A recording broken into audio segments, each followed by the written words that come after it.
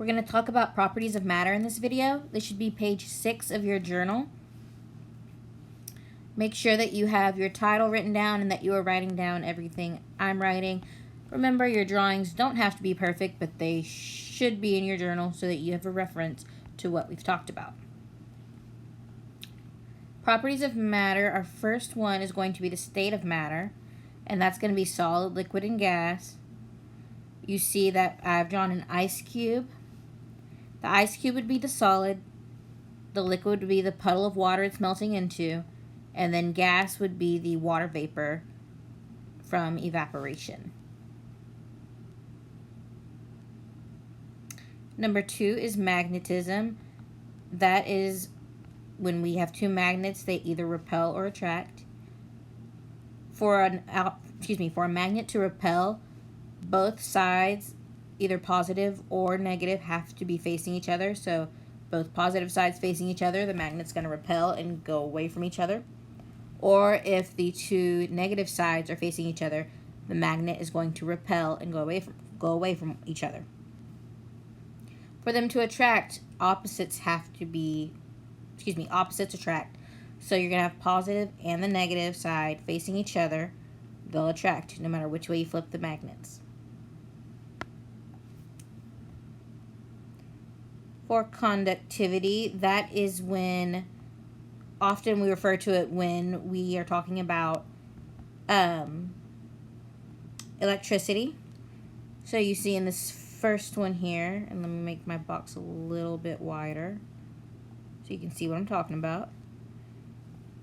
Here in this first one, we have our battery connected with wires are connected to our battery, to our light bulb, and to the penny, which is working as our conductor.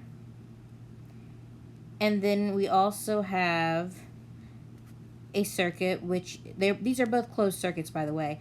We have another circuit with the battery connected to the light bulb, but instead of our penny, we have maybe a piece of wood, which acts as an insulator, meaning the electricity won't go through, and our light bulb will not come on.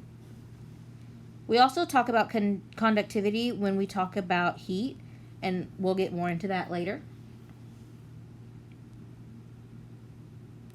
Relative density, this is going to be floating or sinking, or some of you might know it as buoyancy. When an item is more dense than water, in our case especially, we use water. When an item is more dense than water, it's going to sink. When an item is less dense than water, it is going to float. And you guys will get to try these things out later on. Number 5 is solubility. That is the ability to dissolve in water or in liquid. You guys use this when you make lemonade from a packet.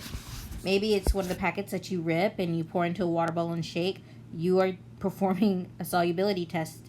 You are dissolving some sort of powder, lemonade, Kool-Aid, whatever, into water to create a new substance. Insoluble just means that it doesn't dissolve. So sand and water, that's why sand does not dissolve into ocean water at the beach. Our last, wow, that got a little messed up there, my bad. Our last property of matter is mass, and we will work on looking at triple beam balances later, but as you've told me before, as you know from our previous unit with lab tools, a triple beam balance is used to measure mass. Mass is measured in grams, and roughly 1 paperclip equals a gram. I know that I went through this pretty fast, but in my defense, this is the second time I'm filming this video. I wrote all this out earlier, and let's just say something happened, the video didn't work, whatever. Make sure you have everything written down. I will get rid of my box here so that you can see the whole screen. When you're done, you are able to go on to your next activity.